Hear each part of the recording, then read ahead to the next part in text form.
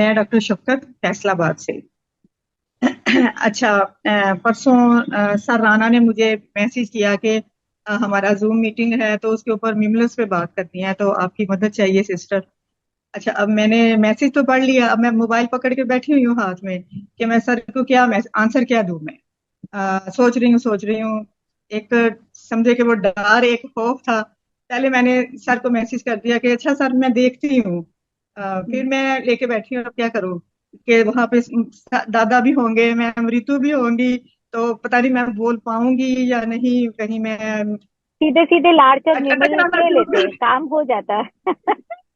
तो वही हमारी वही दोनों बात ले। हुई ना, फिर मैंने, हाँ जी, मैंने यही सोचा कि इससे पहले कि मुझे मिमलस लेनी पड़े, तो मैंने सर को मैसेज कर दिया कि सर ठीक है मैं करूंगी। बहुत तो अच्छे किया आपने। आज आप, हाँ जी, आज आपके सामने तो शुरू करते हैं कि आज की जो मेडिसिन है हमारी वो मिमलस है।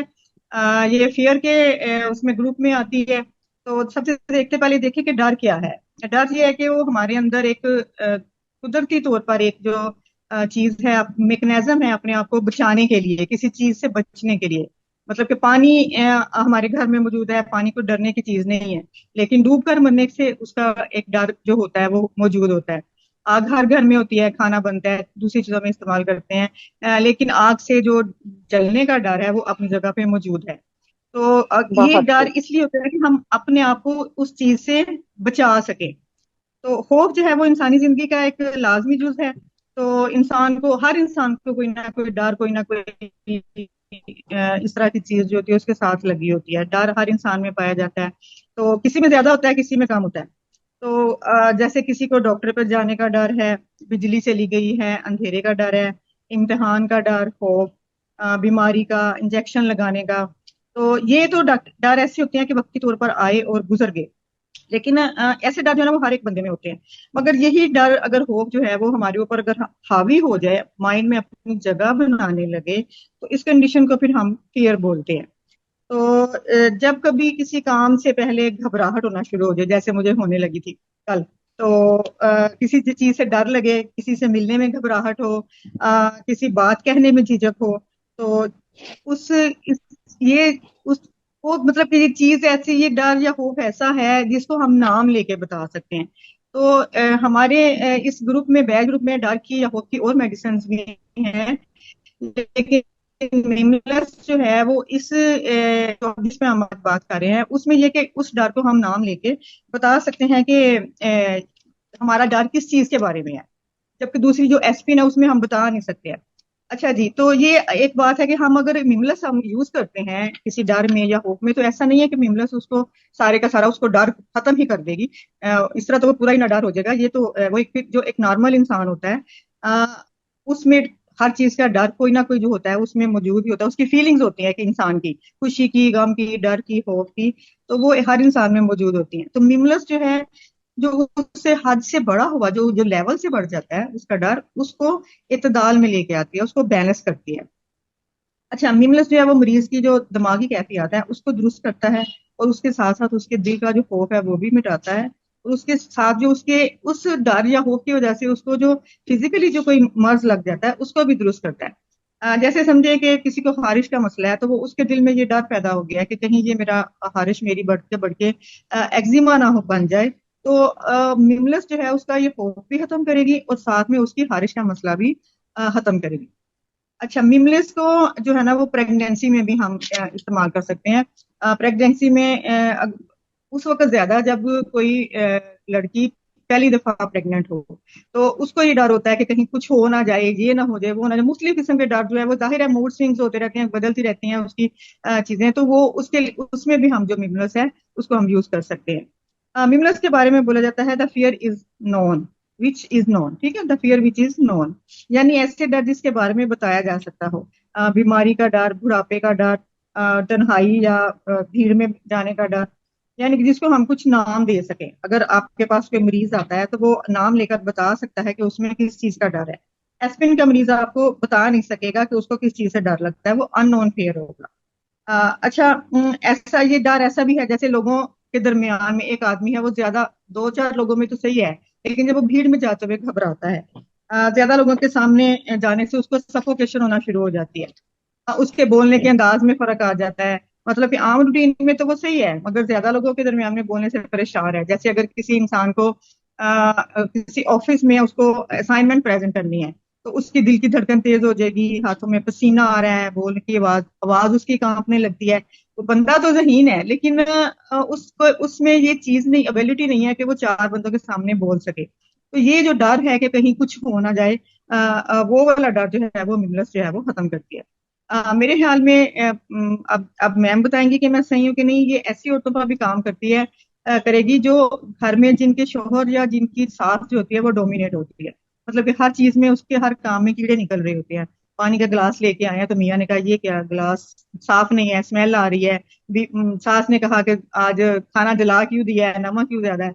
तो वो औरत जो है ना, वो हर काम डर के करेगी कि कहीं ये ना हो जाए, कहीं वो ना हो जाए। तो इसके अलावा इस तरह के और भी डर होते हैं, जैसे बुलंदी पर जाने का डर, बिजली कड़कने का डर, बादल के गरजने का डर, कहीं तंग जगहों पर जाने का जो है वो डर। जैसे लिफ्ट में चला जाए तो उसको डर लगे कि मैं लिफ्ट में नहीं बैठना, कहीं ये बंद ही ना हो जाए, मेरा सांस ना घुट जाए। अच्छा, जब मैंने कुछ दिन पहले ना डॉक्टर सोनल की जो देखी थी एक वीडियो, जिसमें उन्होंने कहा था कि डर क्यों लगता है।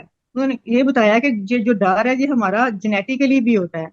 तो हम जीन्स में होता है, जिसको हम लेके पैदा होते हैं। तो उसके जीन्स वाले डर तो हो गए ना, जो हमारे अंदर आते हैं जेनेटिकली। और कुछ ऐसे डर होते हैं जो हमें अपने, जो हमारे माँ बाप हैं वो बचपन से हमारे दिलों में डालना शुरू कर देते हैं। मतलब कि ये ना करो वो हो जाएगा, ऐसा करोगे तो वैसा हो जाएगा। रात को बच्चे को सुलाए तो माँ ने लाजमी कहना होता है जल्दी से सो जाओ वरना सिटी बाबा आ जाएगा। तो ये वाले डर जो है वो आस्ता आस्ता, कुछ के तो नॉर्मल रहते हैं लेकिन कुछ बढ़ भी जाते हैं। इस बारे में मैं अपना एक वाकया मैं बयान करूंगी। मेरे तीन बच्चे हैं, एक बेटी और दो बेटे। और जब वो छोटे छोटे थे तो टीवी में एक ड्रामा लगता था, आहट। वो हॉरर ड्रामा था। तो वो देखते तो बड़े शौक से थे, लेकिन बाद में जो दोनों वाले बड़े वाले थे ना, वो छोटे को बाद में डरा रहे थे कि ऐसा ना करो आहट की मम्मी आ जाएगी, ये करोगे तो आहट की मम्मी आ जाएगी। तो वो जो डर था ना, वो बच्चे के दिल में बैठना शुरू हो गया।